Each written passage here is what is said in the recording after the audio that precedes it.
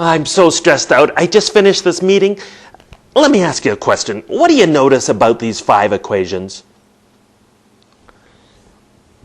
Now, if you're like my colleagues, many of you will probably be oh so overjoyed to point out that I got one wrong. What nobody ever seems to point out as a first reaction, though, is that I got 4 out of 5 right. Not bad, but no. What do so many people do as a first reaction? You got one wrong. Forgetting all the times I get things right. Forgetting all the times that I do great work around here. And let me tell you, and I know you've got colleagues like this too, I've got too many coworkers that just seem to whine and complain all the time and take pleasure in nitpicking the little things I do wrong instead of pointing out all the times I do fabulous work, and it's driving me nuts. And they always see the worst in a new idea, right? They always see something to complain about in anything we do in the workplace. And you know what these people remind me of? Giant, well-dressed seagulls. Because what do seagulls do to us sometimes? That's right, crap all over us. You got one wrong.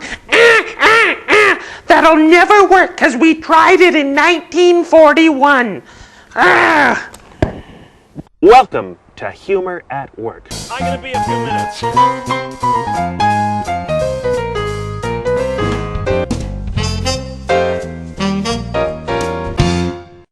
Wow, all that talk of seagulls got me so stressed out, I had to get out of the office. So I'm here on a little hike in Banff National Park at Johnston Canyon. And I want to talk about what can you do besides hiding out in a cave and taking cover. What can you do in your workplace to help you deal with the seagulls before they come to roost on your team? So the first thing sometimes you can do to deal with the seagulls is, quite frankly, just ignore them. Don't let them get to you.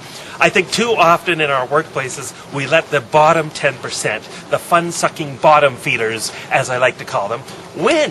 And so sometimes we use them as an excuse not to do anything fun or not to do anything innovative or creative because we know these people are going to complain and whine. Well, don't let them win. Focus on the top 10% in your organization, in your workplace, who are going to lead the change, who are going to lead you to doing innovative, new things, and don't let the fun suckers win.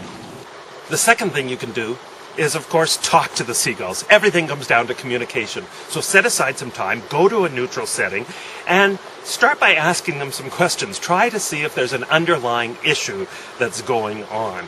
Perhaps it's not the thing that they're complaining about that they're really concerned about. Sometimes people feel disconnected at work, they're not feeling like they're being included in something, they're not feeling like they're being respected, and there may be some underlying core issues that you need to get to the bottom of.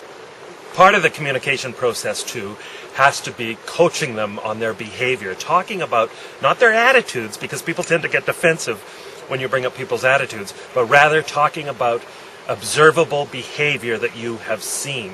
When you talk about behavior, nobody can argue with it because it's what you've actually seen, and talk about how their behavior is making people feel. Point out the negative consequences of their seagull behavior and the positive consequences that will happen to them and the rest of your team if they bring a more positive attitude, a more positive, supportive behavior into your workplace.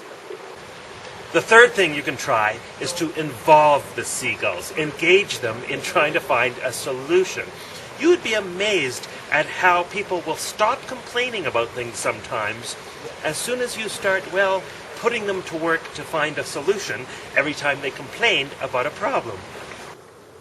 The fourth thing you can try is try containing the whining in a fun way. So try doing a wine and cheese section in your meetings where you literally serve cheese, but you allow people to whine about something in the workplace in a fun, exaggerated way.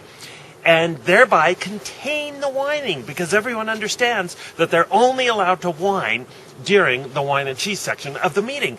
And by doing it in a fun, goofy way, it sort of helps create that relaxed atmosphere where sometimes people feel more at ease to bring up an otherwise controversial issue in your workplace.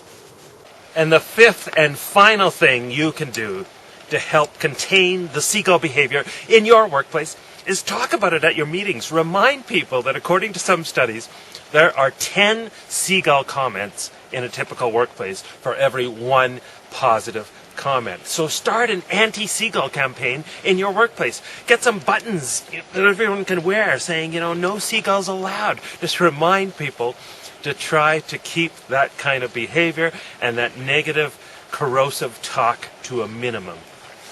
That's it for this week. I'll see you next week. And please, we depend on your support. So send in your questions, your comments, and please use the send a friend button below the video to pass this along to other people, colleagues, family members, friends around the world who you think might enjoy a little humor in their workplace.